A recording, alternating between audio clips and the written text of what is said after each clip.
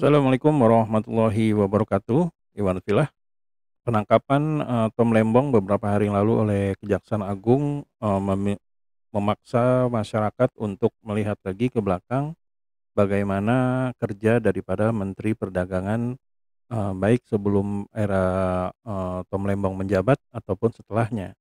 Karena memang menurut laporan dari Liputan 6 SCTV itu, Menteri Perdagangan itu ternyata melakukan hal yang sama.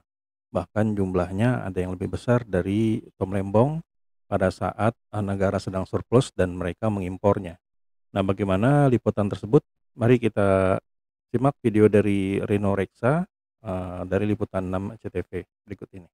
Status tersangka Tom Lembong yang disematkan oleh Kejaksaan Agung beberapa waktu lalu membuat saya penasaran kira-kira berapa sih impor gula yang telah dilakukan Indonesia selama 10 tahun kepemerintahan Presiden Joko Widodo. Selama 10 tahun memimpin Indonesia, Presiden Joko Widodo ini punya 6 menteri perdagangan. Tentunya ini dengan adanya reshuffle dan seterusnya ya. Kalau saya rinci dari tahun 2014 sampai dengan tahun 2024, 6 nama menteri perdagangan itu diantaranya adalah Rahmat Gobel, kemudian Tom Lembong, dilanjutkan dengan Enggar Tiasto Lukita, Agus Suparmanto, Muhammad Lutfi, dan Zulkifli Hasan. 6 menteri perdagangan. Masing-masing saya mau rinci berapa impor gula yang dilakukan oleh masing-masing menteri itu ketika menjabat. Yang pertama Rahmat Gobel, periode 2014 sampai dengan 2015 total ada 3,36 juta ton gula yang diimpor Indonesia.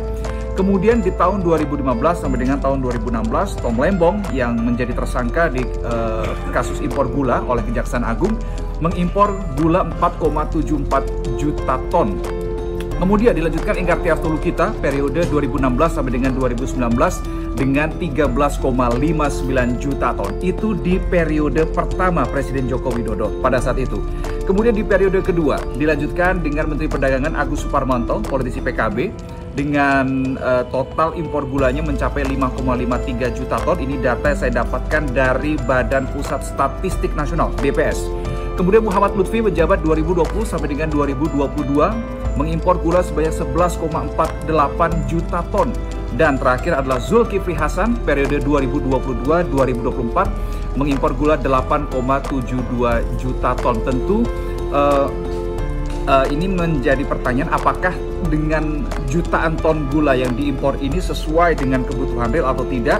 Ini tentu masih perlu didalami lagi. Tetapi kalau kita melihat data dari BPS, totalnya atau kisaran angkanya dari tahun 2017 sampai dengan tahun 2023 impor gula yang dilakukan itu sebetulnya kisarannya sama. Kurang lebih sama ya, antara 4 sampai dengan 5 juta ton. Tetapi tertinggi itu di tahun 2022 dengan total impor gula mencapai 6,007 juta ton begitu ya. Jadi itu adalah dinamika dari impor gula di Indonesia, dan memang dari beberapa negara asal gula yang diimpor oleh Indonesia tertinggi dari wilayah Thailand. Tentu ini menjadi sebuah pertanyaan dan juga menjadi sebuah tuntutan dari beberapa pihak, seperti halnya dari pihak ICW yang juga meminta Kejaksaan Agung ini mengusut aktor lain yang terlibat kasus korupsi impor gula. Tidak menutup kemungkinan dari sejumlah nama menteri yang telah saya sebutkan tadi di luar Tom Lembong. Kita nantikan bagaimana perkembangannya. Ya, itulah liputan dari Liputan 6 SCTV ya, yang dibawakan oleh Reno Reksa, di mana, beliau mengungkapkan, beberapa hal yang masyarakat perlu tahu dalam hal ini gitu. Dan ternyata yang melakukan impor gula pada saat negara sedang surplus itu bukan hanya Tom Lembong, tapi, banyak sekali, hampir semua menteri perdagangan melakukan hal tersebut. Seperti halnya pada tahun 2017, itu diimpor gula sebanyak 4.484 ton, 2018 5.028 ton, 2019 4 juta ton, dan yang paling besar itu pada tahun 2022 ya, sebanyak 6.007.000 ton. Nah, itulah, beberapa hal yang sepertinya makin menarik untuk kita ketahui ya, karena memang sebelum Tom Lembong diciduk oleh Kejaksaan Agung, hal-hal seperti ini sepertinya luput dari masyarakat. Karena memang banyak yang beranggapan kalau impor gula itu adalah sesuatu hal yang lumrah, agar kebutuhan pokok masyarakat di tanah air terpenuhi, walaupun surplus gitu.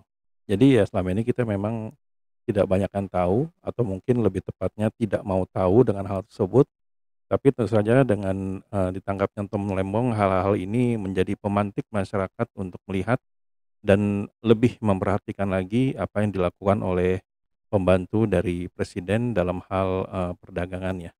Nah, gimana kira-kira menurut rekan semua? Apakah memang mereka ini semua menteri perdagangan di era sebelum dan sesudah, Tom Lembong perlu untuk diperiksa oleh Kejagung atau tidak perlu atau ya kita ikut saja?